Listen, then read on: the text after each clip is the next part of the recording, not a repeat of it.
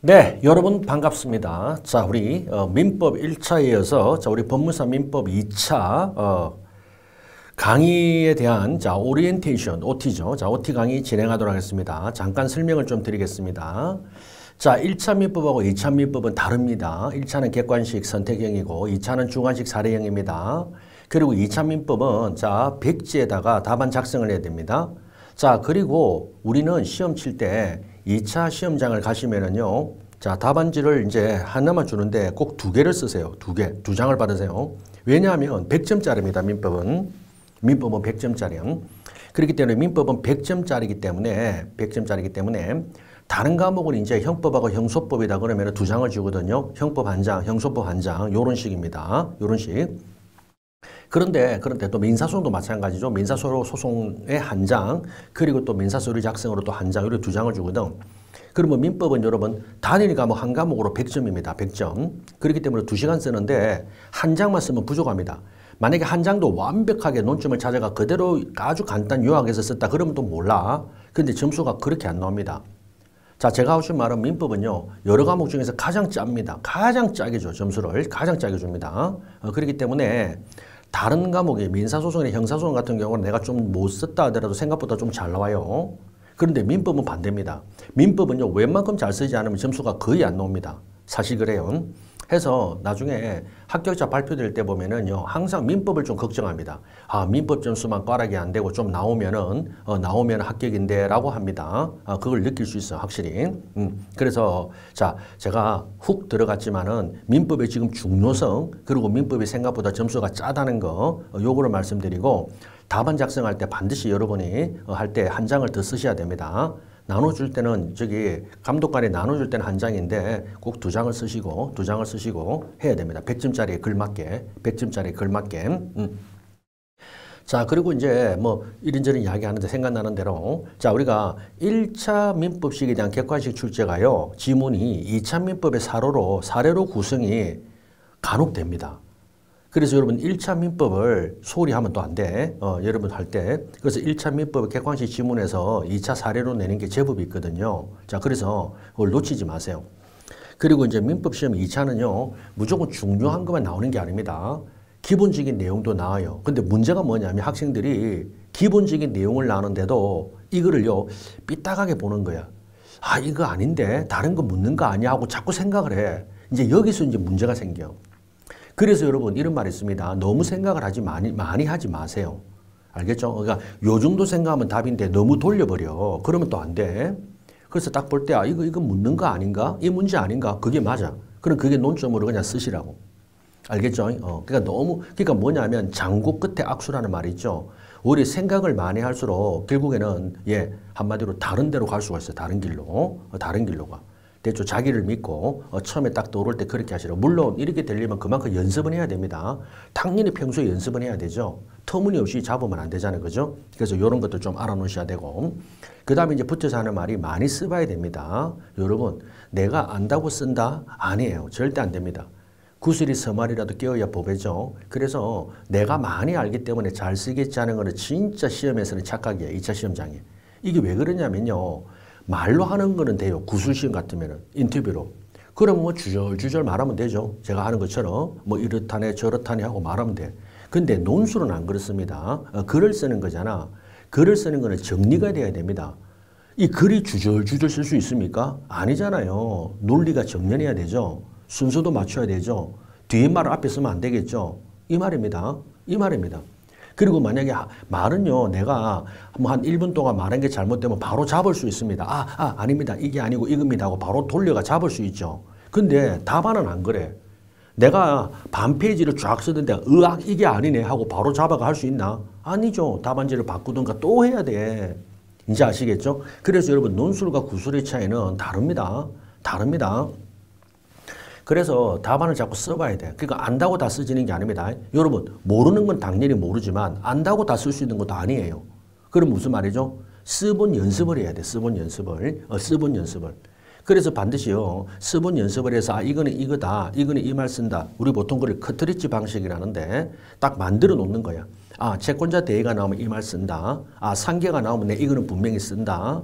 아시겠죠? 요렇게. 그러니까 중요 논점 포인트로 나올 걸 딱 쓰는 거예요.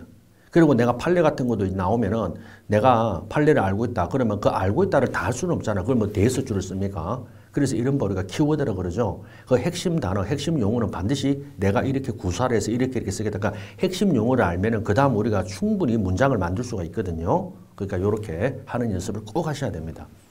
됐죠? 그렇기 때문에 써야 써봅니다. 써봐야 쓸 줄 알아요. 안다고 쓰는 거는 절대 아닙니다. 절대 아닙니다.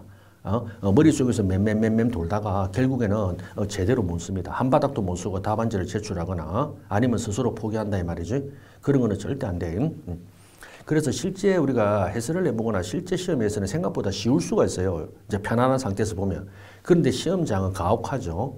제한된 2시간 내에 그죠? 빨리 써내려가야 되고. 근데 옆에 보면 다른 사람들은 수험생 막 쓰고 있습니다. 근데 나는 지금 있잖아요. 이게 뭘 묻는가도 몰라가 한참 보고 있죠. 그러면 벌써부터 뭡니까? 등골이 싸합니다. 싸합니다. 그러면 이제 하얘지죠. 그러면 쫓기면 더 못 쓰죠. 더 못 씁니다. 더 못 써. 그래서 결국에는 모든 건 뭐다? 철저한 연습입니다. 오로지 연습만이 살 길이야. 연습이에요, 연습. 여러분, 그죠? 우리 군인하고 똑같죠? 여러분, 전쟁이 안 나도요, 평상시에 연습을 엄청나게 하죠. 군인들이, 그죠? 훈련합니다. 왜 훈련할까? 1년 내내 훈련하고 10년 내내 훈련합니다. 전쟁은 안 나도. 왜 할까? 만일을 위해서죠. 만에 하나 전쟁이 터졌을 때 훈련을 안 하면요, 대응을 못 합니다. 바로 그거예요. 수험생도 그래요. 1년에 시험 하루 딱 치지만은요, 결국에는 뭐다? 나머지 364일은 내내 훈련하는 거예요. 연습을 하는 거예요. 연습만이 살 길이에요. 됐죠? 이렇게 보시면 돼.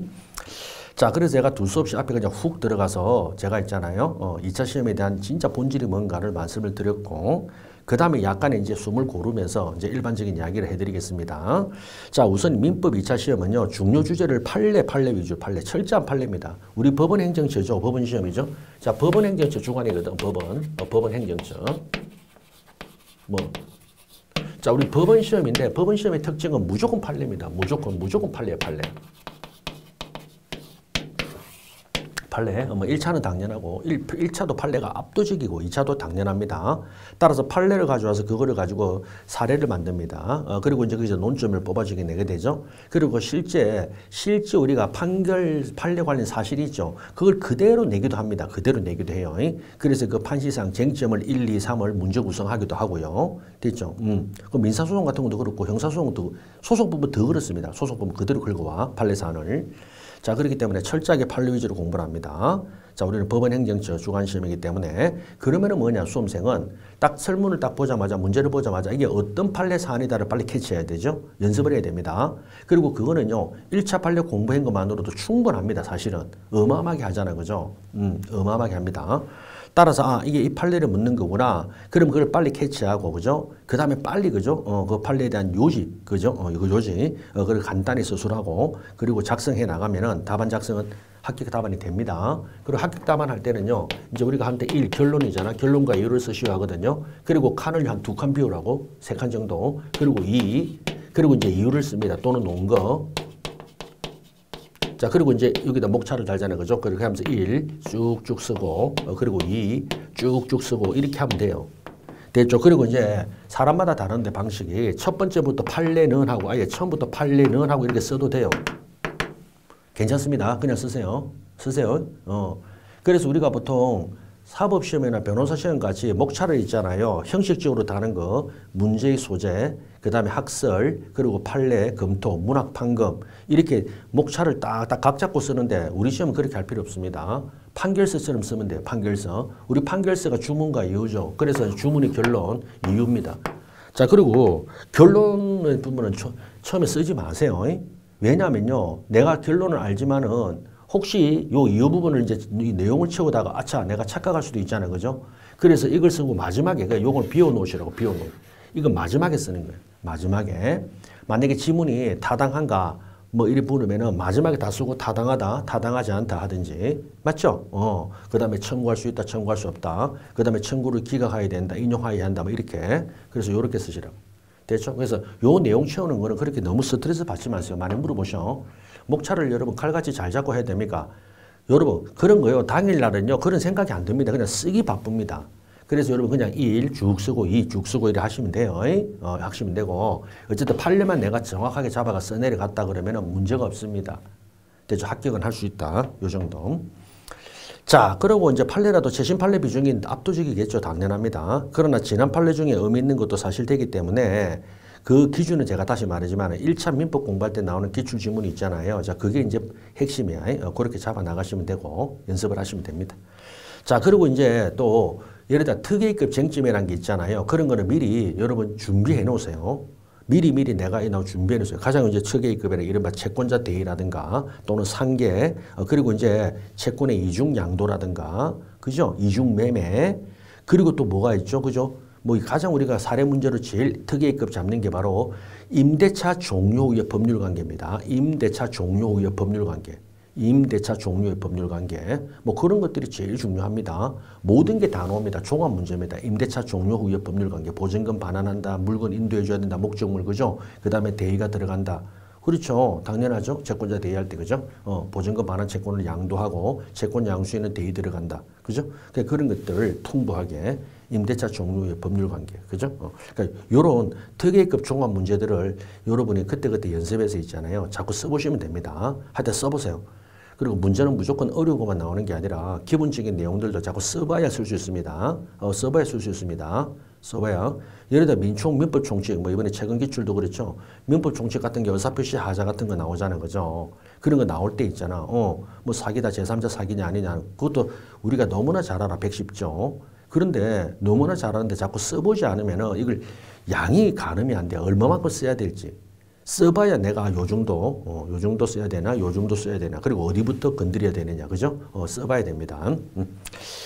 예, 막 그렇게 해가지고 두 문자 위주로 내가 써보는 연습을 자꾸 하고 답안 작성 쓰는 거를 게을리하지 말아야 된다는 겁니다. 게을리하지 마시기 바랍니다. 그리고 다시 이제 처음으로 돌아오면 1차 민법과 2차 민법은 달라요. 분명히 다르죠. 1차는 이제 찍는 거잖아.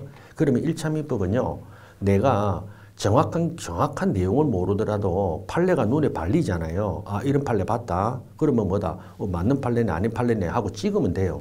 근데 2차는 안 그렇잖아. 2차는 내가 백지에다가 답안을 써야 되잖아요. 그죠? 써내려가야 되기 때문에, 예, 반드시 뭐다? 써야 될 말을 내가 만들어 놔야 되는 겁니다. 만들어 놔야 돼. 알겠죠? 법률 용어를 정확하게 만들어 놓으셔야 됩니다. 됐죠? 그래서 그런 게 다르니까 1차하고 2차는 같은 민법이지만은 우리가 어쨌든 간에 형식에서는 다르기 때문에 우리가 접근하는 방법, 요령이 다르다는 거죠. 1차는 그냥 내가 정확한 내용을 몰라도 대강 이거는 이 판례는 내가 봤다 안 봤다로 찍으면 되는데 2차는 써야 되기 때문에 꼭 만들어놔야 된다. 그걸 강조하고 싶습니다. 그래서 우리가 2차 공부를 하더라도 자, 강의 제가 할 텐데 그냥 밑줄만 치고 내용을 끄떡끄떡 하는 것보다 반드시 뭐다? 이거 나올 때는 요 말. 그래서 키워드를 몇 개를 꼭 암기를 해야 됩니다. 암기를 해야 돼.